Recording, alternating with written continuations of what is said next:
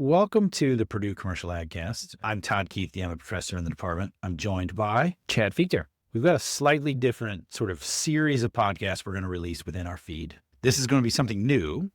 Our listeners will be familiar mostly as a way that we deliver news and information from the center, a lot of it related to the Ag Econ Barometer, but then also other sort of pieces of information that the center collects and research people familiar with the center. But ours will be a little bit different bend. And then I feel like when Jay Leno finally got the desk at, right, where it's like, you've been here enough times, we'll just let you do it.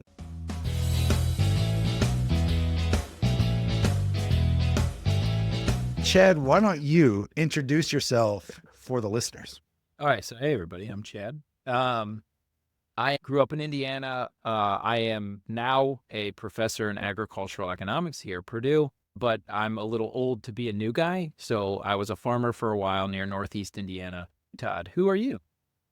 My name is Todd Kuethe. I'm a professor also in the Department of Agricultural Economics. I mostly study land prices and credit and all those kind of things that we do here at the Center of Commercial Agriculture. Chad, tell us a little bit about what we're hoping to do with this podcast. I used to be a farmer, and now I do this job, which is trying to understand the ag economy.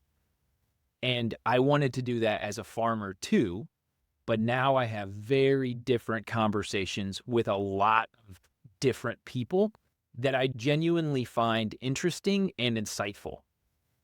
So one of the things that people can't observe when I come talk to them or they read something that I have written is that it's likely based on a series of conversations that I've had with interesting people. And so my objective in this podcast is to try to understand the ag economy more, but let people sort of into these conversations on a regular basis with people that I think are interesting. How did I do? I think that's great. You have sold me. I'm going to hit subscribe on this podcast so that once a month I'll get to hear this vision that you're pitching, which is interesting conversations that you are going to have in an effort to understand the ag economy. Exactly. So that's the idea, right? Maybe we should tease a little bit. For the people listening at home, they want to envision this conversation they're hearing. What celebrity have people told you you look like? So that way they can think about when they're hearing your voice, they're picturing. Yep. So when I go to the doctor, for some reason, everyone at the doctor's office tells me I look like Lorenzo Lamas. But probably a classic vintage Lorenzo Lamas. Yeah, so I don't think he's fantastic looking in his 60s, I will say. But I'm assuming they're picturing more like sort of early 90s. Yes. And Todd, how about you? So I got this one just really recently. We have somebody who's doing some work at our house, and he said to my wife, has anybody told your husband he looks like? So he was hedging a little bit, didn't want to say it to me. Comedian Tom Segura. I think it's because I'm bald and have a beard.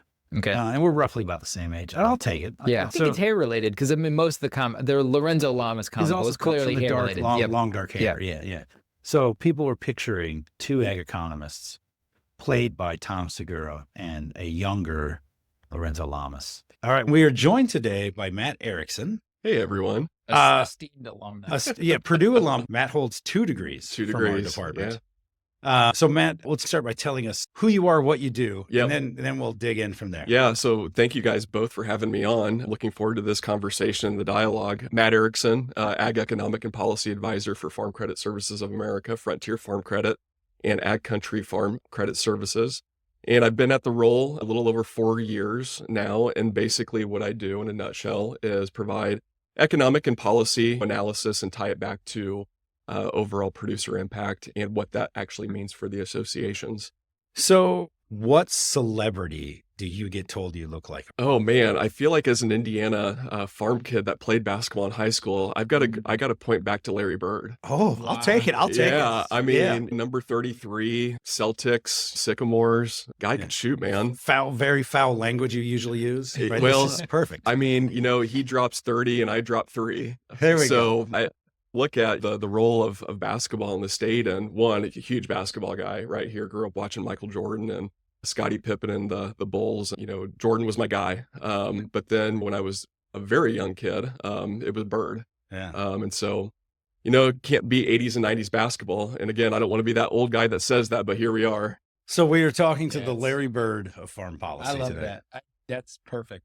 All right. So one of the reasons we wanted to have you in to have a conversation, is that you, before working for Farm Credit, on all the various farm credits, you were on the Senate Agriculture Committee. So tell us what your role was there. What was your job title or? Yeah, I was chief economist for the U.S. Senate Committee on Agriculture, Nutrition, and Forestry from 2015 to 2021. My boss was Chairman Pat Roberts, former senator from Kansas. And when he took the gavel, that's when I started on the committee, served there for 6 years. That role really dealt with the budget and economic analysis of the committee. Basically, you kind of put your thumbprint on different areas where the chairman's priorities are. So, a lot of times you think about the economist's role, you think of Title I as well as crop insurance. And it really depends on what the chairman wants the chief economist to do. And so my role really was dealing with nutrition and all the other titles of the Farm Bill. So, and I can't remember the titles here, but so you have the chair, which is from the majority That's right. party, right? Yeah. And then there will be what do they call The ranking member. The ranking member, who is the senior or lead person Yeah. from the minority party. Yep. And did the minority party also have an economics group, or was that just from the chair? Yeah, generally speaking, both the chairman and the ranking member usually have economists that are on staff. And, the reason being is because one, policy is policy and you get into those debates, but oftentimes you want to find the impact of those policies. And so that's where the intersection of economics and policy come into play. Again, I refer to the easy one, right, of things like ARC and PLC and crop insurance. Oftentimes there's a policy point there that does some of those different types of policy provisions. If we want to make changes or not, those things get negotiated through policy. But also, too, the economist's job is also to help negotiate, but also to provide some evidence there of what those policy changes actually mean. So what is the specific role of the Senate Ag? Yeah, so okay, good. that's a great question. So Great question. the role of the Senate Ag Committee is when you think about committees up on the Hill, there's policies, there's programs, there's legislation that's currently in the jurisdiction of the committee. So for the Senate Ag Committee, which is different from the House Ag Committee jurisdiction, and we can get into that here a little bit more, but on the Senate Ag side, you got things like the Farm Bill, which is part of the committee's jurisdiction. But what separates the House from the Senate in terms of the Ag Committee structure is on the Senate Ag Committee, there's jurisdiction of child nutrition programs. And so there's a little more on the plate on the Senate side than there is on the House because there's probably more committees over on the House side. But again, there's some nuances there that basically where jurisdiction is kind of put in place between the House and the Senate. Gotcha. And so the Farm Bill, that's you guys. Yep, that's the you jurisdiction of gotta- both the House and the Senate Ag Committees. See. Yep. So you have to recommend this is what we're going to do, and then negotiate for that. Yeah. So if we walk through the process of putting a bill together, what generally happens is when you go back to farm bills of past, and what we did in the 18 Farm Bill is you've got the House that does their work, the House Ag Committee that does their work on a Farm Bill, the Senate does their work on a Farm Bill. And then what you do during that process is one, you start off the process by getting constituencies on the record. So, folks like Farm Bureau, Corn Growers, Soybean Association, the livestock group, so on and so forth. And you want to get priorities of, those constituencies, but also those priorities of members that also serve on the committee. And so you put all those things on the record. And then what you do is you come out with a chairman's mark. And so that chairman's mark, you debate that in committee. Once you pass it out of committee, then eventually it goes to the Senate floor. Same type of process, a little bit of procedural differences with regard to rules and everything. We won't get into that, but kind of same structure there on the House side. Once it gets down to, let's talk the Senate floor, because that's what I'm most familiar with. It gets down to the Senate floor, it gets debated. And then once it eventually passes, then it waits for conference committee if there's separate issues from the House. And the conference committee is the House and Senate. That's right. Both of the same jurisdiction. Yep. Coming together and say, the House did this, the Senate did this. Here's where there's overlap. Here's where we would need to figure out. So the whole role of conference committee is basically to work out and negotiate the differences between the House passed bill and the Senate passed bill. Okay, so let me make a distinction because you guys are both more familiar with policy. There's a bill going to be proposed by a legislator that's really, I don't know, they hate coffee cups. Versus this is something that has to be brought forward. This is part of what we as society have deemed really, really important, like the Farm Bill. Yep. And so now you have not only a group of legislators that are responsible to bring this forward. Yeah. Is that Yeah, I mean, it can. So from a procedural standpoint there, one, when you're putting together a farm bill in each of the chambers, so on the Senate side, what we did was we would talk to actually every member on the Republican side, because that's the side I worked for. And basically, I wanted to get the priorities of our caucus of the Republican Party. And it ranges from a lot, whatever the state constituency of the senator that he has to serve. For instance, if you're a senator from Florida, you may have different priorities than that of, let's say, my senator from Kansas. Okay. Obviously there's more citrus grown in Florida. There's more beef production, proteins, more row crops, and more people, right? And so there could be a broader set of. Okay. So what you do is you work with members, during your process before you get it to committee. And you do that, and then what you do is you come up with basically a chairman's mark that you can put in front of the committee. Then that gets debated within committee, and then also too there could be an amendment process down on the Senate floor when it gets debated, and there's a whole other procedure there. But yeah, once it gets fully out of the Senate, usually, generally speaking, we can get to some procedure here with today's current events, but. Generally speaking, a farm bill, it's required on the Senate side to get 60 votes. And so if you do that, then it would go to conference and conference it with the House. Then part of that is once those get negotiated, both bills get negotiated and it gets out of conference, then it goes to both chambers again. On the Senate side, you've got to get 60 votes. On the House side, you've got to get 218 votes. And then once those two pass, then it goes to the president for signature. So as a faculty member, we also have committees. Yeah. And I serve on committees, right? Like the graduate admissions committee or the awards committee. Yeah, right. Every committee I've been on here at this job and my previous faculty jobs, it's a mix of some people love to be on that committee and it's their passion to be on that committee and they care about it. Yeah. And then some people, it's like, well, you've got to be on some committees. We're going to put you on committees. Yeah. And then you have a couple people who are sort of adversarial to the committee and they're like, I don't want to be on any committees. Yeah, is it the same in the Senate, do you think, where there's like, do you think that there are people potentially has to be on a committee? Well, I don't know if you have to be. Do you have to be? Well, there's a process in terms of committee priority that each member gets to select. And that's up to the caucus. The majority leader has a lot of influence in that. Interesting. With that selection process. They are sort of the student council presidents sit in the front row of class kind of people that go to Senate, right? So they're probably all itching to be on every committee and they're probably on their PTO at home and all that. Like they're just committee people, right? Like this is a non-random draw of people. Fetterman, like Senator Fetterman, from Pennsylvania. He struck me as, do you think he wants to be on committees?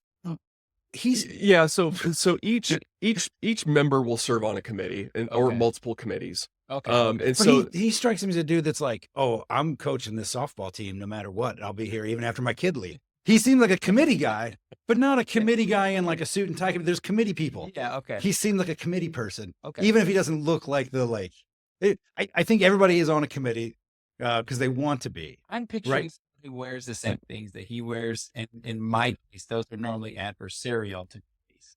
Yes, unless you're at a like neighborhood planning out what the softball league, who gets what fields when. And then the dudes that look like Fetterman are like causing an issue and calling out procedure. Okay. I'm just saying, think about all of the committee. There's a lot of committees.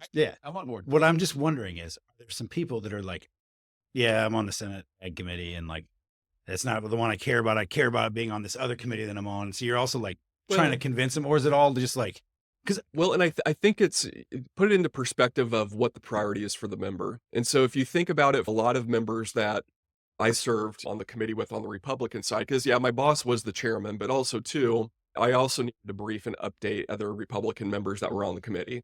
And so when you think about some of those members, I think it really comes down to which state each member is in. So for instance, a lot of the folks that worked for the Republican side when I was up on the Hill, a lot of row crop focus, a lot of traditional ag focus, a lot of it was serving the producers that were in their state. You look at a lot of members maybe on the other side of the aisle where their specific priority is nutrition. And so that's why this partnership between the rural and urban partnership here is really important for it to stick together. Well, and you talk about briefing other committee members, but you also are interacting with not just the committee member themselves, but potentially their staff, right? That's Because right. they also will have people that work for them that help manage their portfolio Yeah. of interests and experiences or obligations, right? Mhm. Yeah, so you look at a chairman of a committee. Chairmen have committee staff like I was on. Your focus up there is to do ag policy, or policy again that's in your jurisdiction. So, we tried to do nutrition reauthorization, however, that got held up. But then you look at, let's say, the 18 Farm Bill process. For us, the whole focus and why you're up on a committee is to do specific policy. You're supposed to be the experts within the field within agriculture. But then also too, like each member that we worked with had their own personal office. And so they had a specific, maybe one or two like LAs or excuse me, legislative assistant. There we go. There we Okay. go. Using my DC acronyms. No, I like it. That's this is the kind of Yeah. inside It baseball. is. Yeah, Yeah. we're right here. Well, the LAs. some LAs legislative assistants, they may have, let's say, a legislative correspondent that may be a little bit junior but works on ag issues, and they would represent that member that's on the committee, or let's say just represent the member in totality. So working with them, understanding their priorities. A lot of our job too on the committee is to work directly with those legislative assistants or whoever it is in the personal office. Okay. How many people is the staff, the Senate Ag Committee, versus how many people are on the private staff of the committee member? It depends on, so staff makeup is really dependent upon the numbers that are made up of the Senate. So for instance, if you have, let's say, a 50-50 Senate, staff on the Senate side it would be cut in half. So it's proportionally divided between the seats that are made up of the 100 senators. So when we had the majority with Chairman Roberts, we had a slight majority. I think we were like 53 to 47. I could be wrong on that, but it's somewhere in that nature during the 18 Farm Bill process. But we had more staff than our counterparts on the ranking member side. So again, the House works a little bit differently, but on the Senate side, it's really divided proportionally. And then I was going to ask a similar question, which is, so you're an economist working for them, but what are some of the other people that work for the committee? I know that there's Sure. attorneys for sure. Yeah. But what are those other roles? Yeah. So generally speaking on committees, one, you have a staff director that manages the staff on the committee. If you look at a staff director's job, it's to manage the committee. It's also to find votes in terms of any key piece of legislation that we had to deal with. You also have counsel, multiple counsel that are on the committee. So you think of their jobs, a lot is, like any lawyer, they give legal advice, but they also do the drafting of titles. Sure. They write the language. They also work with what we call Senate Leg Counsel, which is not part of the committee, but I kind of viewed them as consultants of the committee. And they also work with other committee members if they have legislation to draft. They also, like if you're in the personal office and you wanted an amendment to be a part of any part of the legislation, the Senate Leg Counsel would help draft that. So you've got a legal staff, and then also you have policy staff. So those would be folks like your professional staff, senior professional staff that really have a portfolio of policies that are in place. So you may have someone that works on, commodities, crop insurance, dairy, that works specifically on those issues. So like another person may work on trade, food aid, all sorts of those policy issues. And then one that may work on nutrition, because nutrition's just so massive when you think of that legislation. So then you've got my role as chief economist. I help with the policy analysis, the economic analysis for the committee. A lot of my time is also spent on the budget side. When you think about a policy change, there could be a cost or a savings to it. And so when you think about working with the Congressional Budget Office, a lot of times you're a liaison there, where not only a liaison of them doing the analysis, but also too, you have to do your own analysis for the committee because CBO can get backed up with their work. Then you've got a press staff, and that kind of makes up the. So if you guys were committee. all together, about how many people in Yeah, the room? I'm exactly. kind of curious. Oh, I would say we had probably close to 20 staff. Okay. Yeah, when you think about, some of our legislative correspondents and legislative assistants and all the legal staff, and that's separate than, the chairman's personal office. Yeah. How many people in like a personal office? Well, it depends on seniority a lot of Okay. times, but there's quite a few people. The role of what Chairman Roberts, he was a senior member from Kansas and pretty high up in seniority on the Senate side. He would have multiple staff working on different issues, whether it be healthcare, armed services, Sure. some of those other issues. Kind of a differentiator here is when you look at the chairman's staff, his personal office staff, he did have a legislative assistant that dealt with ag issues. And what was so nice about it is there's always that relationship between the committee or the chairman's committee staff with the chairman's personal office staff. And a lot of times the competitive advantage for us was we had a really good ag LA or legislative assistant where his job was basically to be a part of the committee staff and help with policy, but also connect us with constituents from Kansas. Sure. And so that was a huge benefit for the staff to have. Well, I was going to say the other thing is having friends that have worked in similar roles.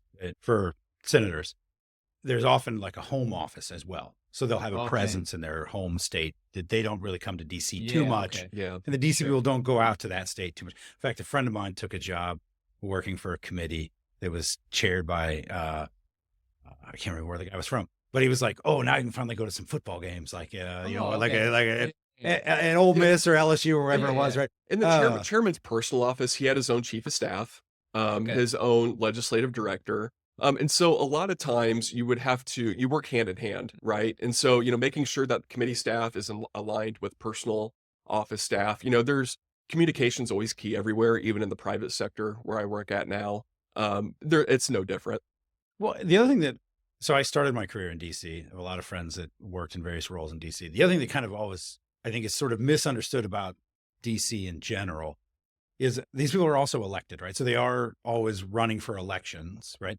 But that's often handled by a separate group, right? Yep. They're sort of electoral part of it. They're running campaigns. Big election. Yeah. And surprisingly, it seems like most people either spend their career sort of on the Hill as a wonk of various types and floating around. Maybe you'll work for a member and then you'll go work for a committee and you'll be, an LC to work your way up to an LA or whatever. But those people rarely ever work on the electoral side or the election campaign side. Yeah. That's like a different animal. And like when I'd go to a bar in DC, there'd be like, oh, this is like the Wonk Hill bar. And then it'd be like, oh, this is like the campaign bar. And it was like, people were sort of divided by those camps more than political ideology. Right. So like you'd have like Democrats and Republicans that both work on campaigns. They would commiserate a bunch. Yeah. But then if like somebody from their own party was like a Hill staffer came in, they'd be like, we're not talking to that guy. That dude's a nerd or whatever. Yeah. Like, Anyway, that always sort of fascinates me, these two different worlds. So we work a lot with students, obviously. And I get bright students all the time come to me and say like, I'm getting a degree in ag econ, but I want to go to law school because I want to work in policy. Yeah. And you've worked in policy. You never went to law school. So tell us a little bit about sort of what you did before the senator, how the path to getting that job, like what sort of things you did or skills you picked up. Like, how did you become aware that there was a position that you were interested in? Yeah. How'd you even know that this job existed? Exactly. Yeah. So, I would tell you my career, it's a unique one in of itself. And, so did the application, all of a sudden I was mowing the yard at the farm up in Brookston and got a call. Long story short, got the internship between my, actually I deferred the beginning of my sophomore year, because I was out in DC during that time. So remember back, let's see, I was with the National Economic Council with my first internship. So that was during Hurricane Katrina. During those times. Yeah. That was when Chief Justice John Roberts was going through his confirmation process. I would tell any student, if you want to go look at how to testify in front of Congress, it's him, because it was just phenomenal on how he testified and his communication skills there. So after that internship, worked directly on issues relating to Hurricane Katrina, Port of New Orleans issues with product going to and from or for agriculture. Then decided the best advice I got was, if you're interested in doing a White House policy internship, if you want to get in the nuts and bolts of policy, you need to go up to the Hill. And so my next step was I did an internship for Senator Dick Lugar here from Indiana, did that for a summer. And I would tell any student that if you really want to work into policy, go do an internship on the Hill. Because you're going to do every job from answering mail. You're going to do committee work if you do work for a senator that's in charge of a committee. Lead tours. Yeah, lead tours. And the thing is, if you don't like constituent work, then policy is not for you. Because the whole basis of policy and where policy needs to be driven is the grassroots, and it's from the constituent. No ifs, ands, or buts. So I enjoyed it. I was kind of one of those policy wonks and nerds that really liked it. I'm assuming Senator Lugar had postings for interns and you applied to one of those Yeah. You knew to go look and you applied to one of those. Yeah, generally speaking, every member, on their website will have internships and applications and more information there. So, Sweet. yep, it's pretty easy to get to I would say, for the large majority of members because they want those constituents to come and work, or college students to work during the And I summer. assume they have sort of goals in the kind of person they would want, right? So Oh, sure. like Luger probably enjoyed that you were a kid that went to an Indiana public school and from Indiana and grew up on a farm, and Yeah. you kind of fit that sort of role of his constituency, right? Yeah, and another piece of advice I give to students is a lot of times these internships require letters of recommendation. And, my advice would be don't go to the glitz and glam of someone that may have name recognition but doesn't know you as a person. When I did the White House internship and when I got selected, basically I had really good people.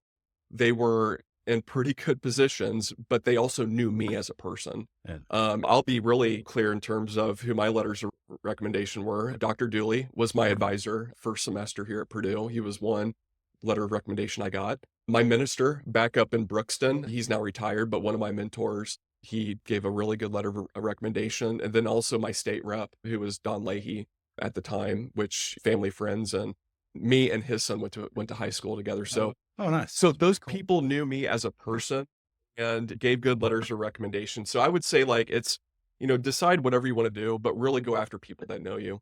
Yeah. Okay. So you were a student here, did some internships, then you finished that degree, and then you stayed on for a master's degree, correct? Well, there's a Or little, did you have a gap there's there? a little gap. So I did apply between my bachelor's and master's, and I got accepted, going from Purdue to Purdue, and AgEcon to AgEcon. So then I had the opportunity to stay on as a political at USDA for President George W. Bush. So I worked at USDA during that time, and then decided to come back to Purdue and get my master's. So there was a little brief stint where the Potomac fever wore off, but went back. Played enough kickball. What's a political? Yeah, so a political appointee, you work for the president. And so each agency has political staff that work on behalf of the president. Yeah. So there's careers, there's Yeah. political. So I had a Yeah. career position when I worked for the USDA, which meant my job was irrespective of the party that's the executive. Okay. Right. I had sort of just regular tasks. I had to do reports and things. Right. But it was not directly tied to the initiatives of the executive. So, but then what did you do in that role? What's a political do? Yeah, so when I was there, I worked for rural development during the time and really focused on the energy title in the 2008 Farm Bill.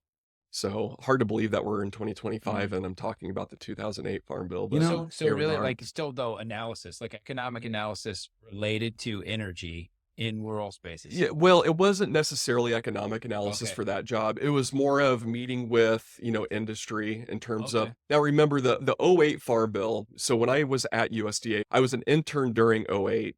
And I've got to get my timeline here straight. But then, after I was an intern and then graduated Purdue, then I worked as a political. So did that for a little bit. And so remember back in the 08 Farm Bill, that was during the whole ethanol boom. Yeah. Ethanol was the thing, infrastructure, energy programs, all those things. And Title IX energy was a really, really big topic at USDA during that time.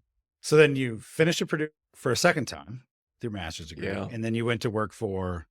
Then I went out to DC again and worked for American Farm Bureau Federation. Okay, so as an you economist. so you worked for the keeping track here. In your past, you've done sort of White House, on the Hill, Yep. and then now at this stage, you are working for a producer organization that does sort of communicates membership objectives to policymakers. That's right. And so American Farm Bureau is the largest national farm organization in the country. But I would put a plug here during my master's because I want to say this because I spent 2 years of my life Yeah. Oh, yeah. No. It's writing a thesis. But so my major professor and mentor was the former late Wally Tyner. Oh, And interesting. so really learned a ton from him. Corn cobs were my life for 2 years. So I analyzed corn cobs for biofuel production. The Indiana Corn Marketing Council funded the study. So did that and really got some good exposure as it relates to doing extension work because who wants to read a 120-page thesis? Well, and Not really, no one. And Wally is a perfect fit in terms of he studied energy, Yeah, its relationship to agriculture, huge. and did really good scientific research, right? He was a fellow of our association, so, but also communicated out a lot to policymakers and groups like Farm Bureau. I'm sure, call Wally if they had a question about Well, something. and you look at what he wanted me to do, and basically it was, you've got to do the thesis in order to graduate, but you're not going to leave here unless you do an extension publication, because your constituent here at Purdue and Ag Econ as part of the land grant mission is the Indiana farmer. And that was really obviously growing up on a 5th generation farm just 30 minutes north here. And then growing up as a kid, around these halls and Ag Econ. So my Uncle Steve taught here back in the day in finance, but it was always instilled that what you're producing here, you're getting a graduate degree, but you're also doing something that's beneficial for farmers in the research that you do. So, that mentorship and that ability to basically say, your role as an economist, you can put up the alphas, the betas, and whatever regression equation you want. But if you can't distill it down to what this means for the producer, you're not doing your job. Perfect. Oh, man, we're in a great spot. I know. Okay, so now roll right into what did you do for American Farm Bureau? So with AFBF, again, American Farm Bureau Federation, I was an economist there from 2010 to 2015. And a lot of my job during that time was working on domestic policy issues. So that was the time when we had the 2014 Farm Bill. We all probably remember direct payments during that time.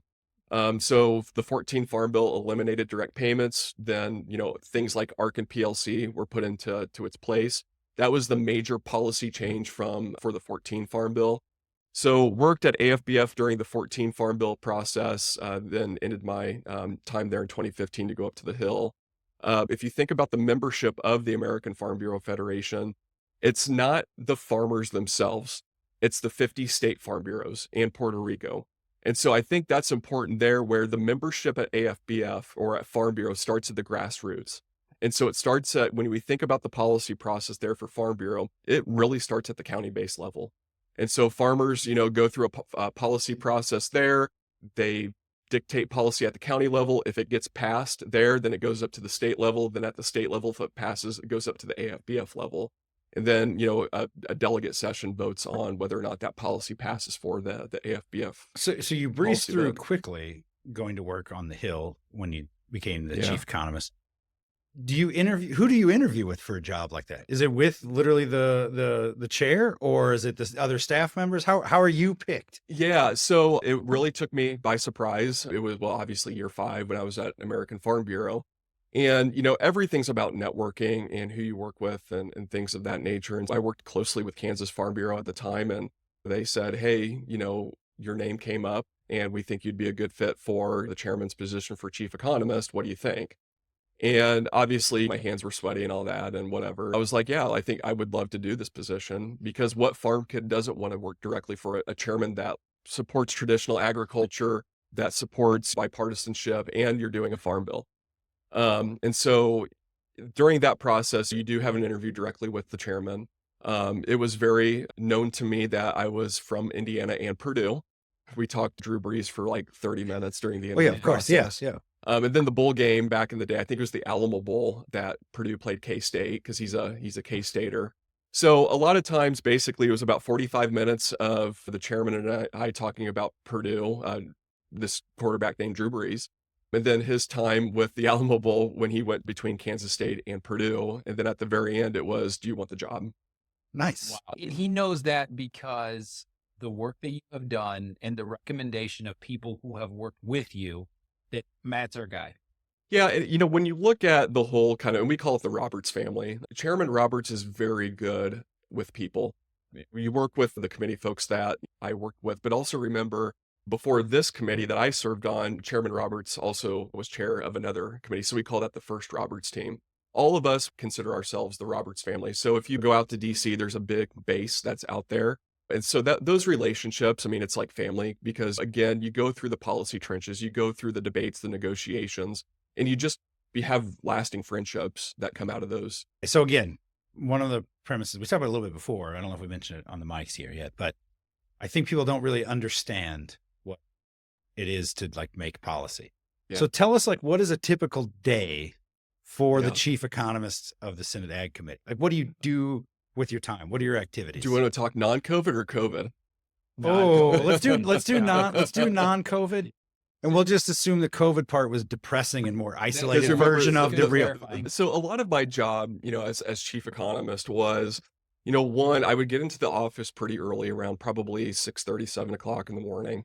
And the first thing I would probably do for the hour is to read things like the Wall Street Journal, the Ag Press, AgriPulse, those type of news publications. I want to know what's going on with regard to what's being said out there. Maybe there's some issues that we're not directly working on, but I want to know what the issues are with the overall U.S. economy and the ag economy. Because again, the way that we have this structured is, what I want to hear from the boots on the ground and what farmers are dealing with out in the countryside. But you think about the time during that 15 to 2021 time period where I was on the Senate, and we were trending towards a post-boom cycle in the ag economy. Yeah, It was like the post-2012 drought.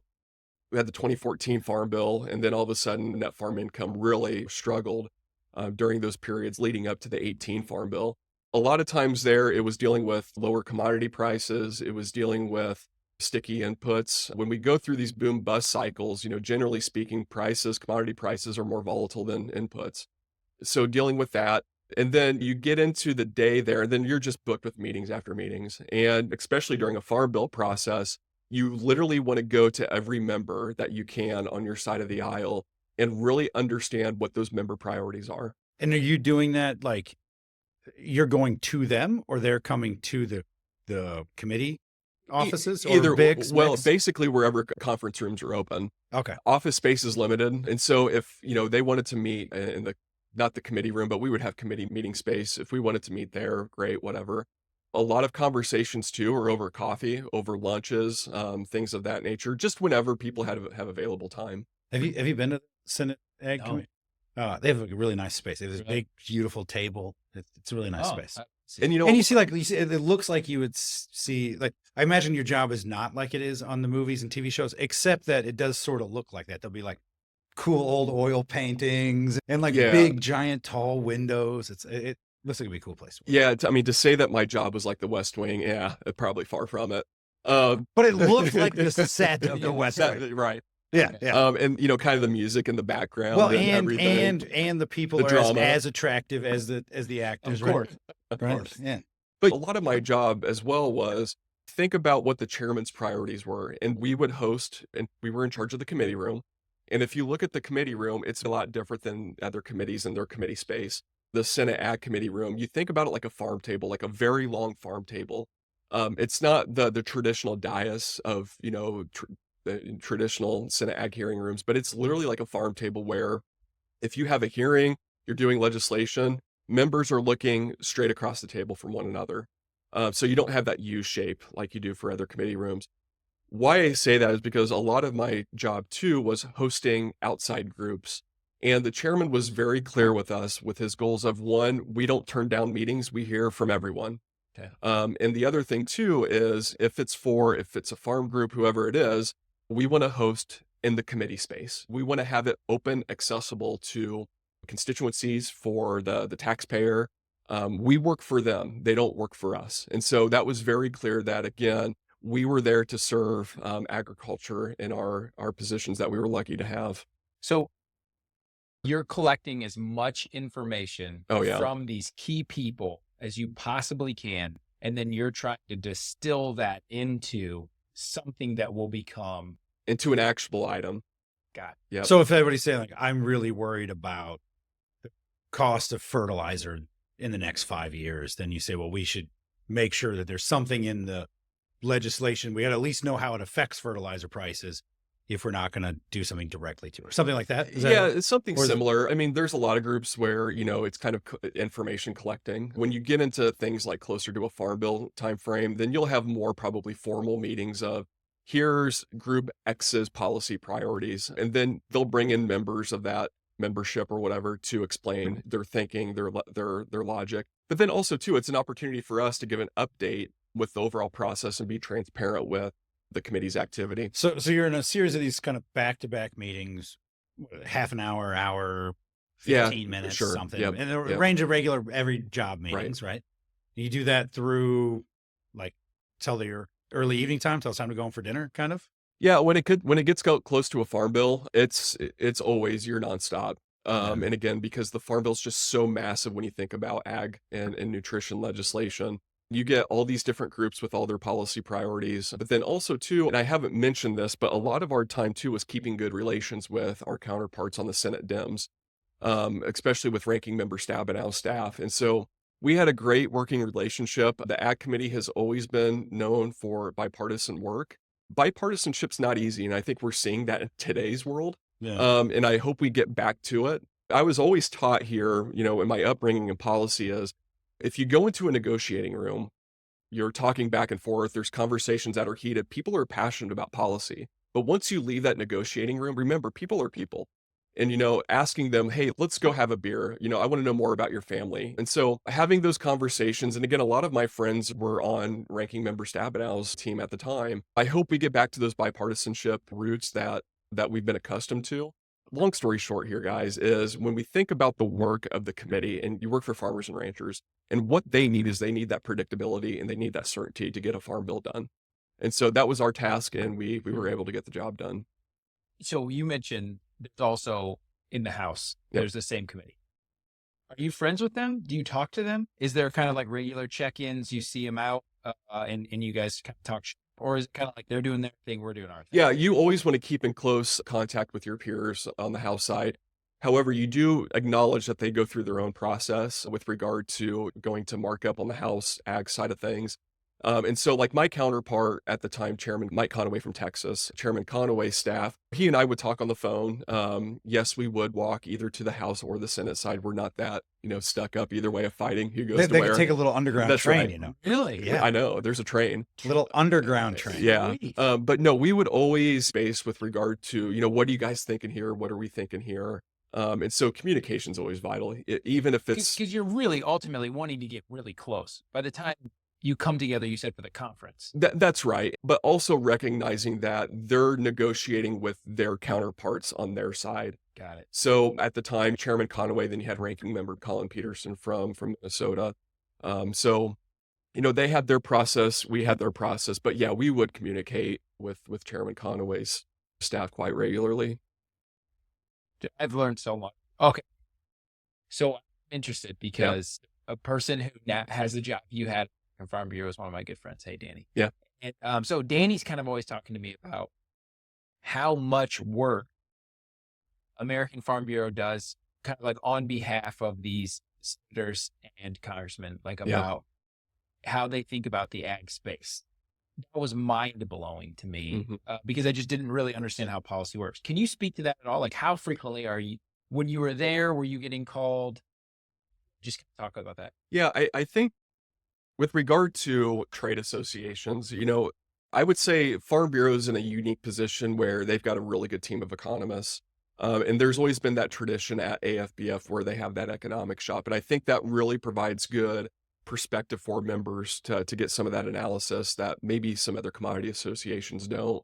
Well, and it helps that they're literally just down the street. Like they're close by. by. But I from a member standpoint, what I mentioned with regard to our process and our procedure, because we want to hear from constituents, we want to hear from the farmer themselves. Farmers may not necessarily have the time to fly into DC every day. Obviously, they've got work on the farm to do. So that's when you would call up maybe a Farm Bureau or a corn growers or a soybean association. The list goes on and on. During my time at Farm Bureau, at the time, I think we had a team of 4 economists and a chief economist. And we were uniquely positioned where we had expertise in livestock, row crops, domestic policy, environment, some of those things.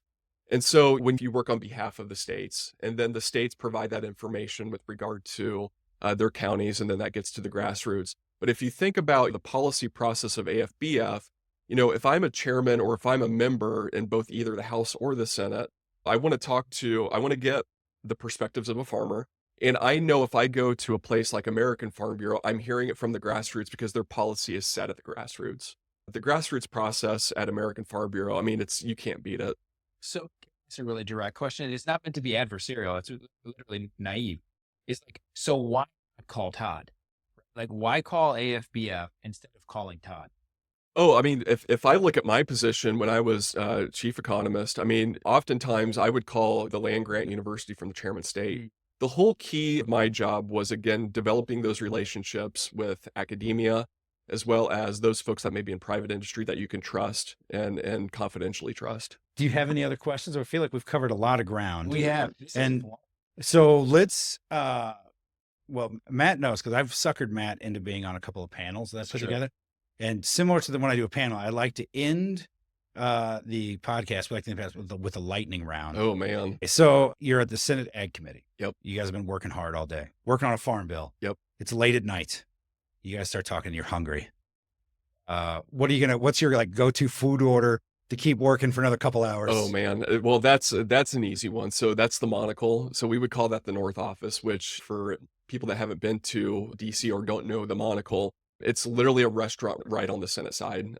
Basically from Erickson, where our majority office space was, it's literally just a block away. So we would go there for dinner. You see a lot of pictures of members on the wall that have autographed pictures up there. But it's just a good place to go eat and also have a drink. All right. If you had a time machine that you could have used while you worked on the Senate, but only for professional purposes, when would you have gone to? Boy, this is a really good question. It's the premise of so many books.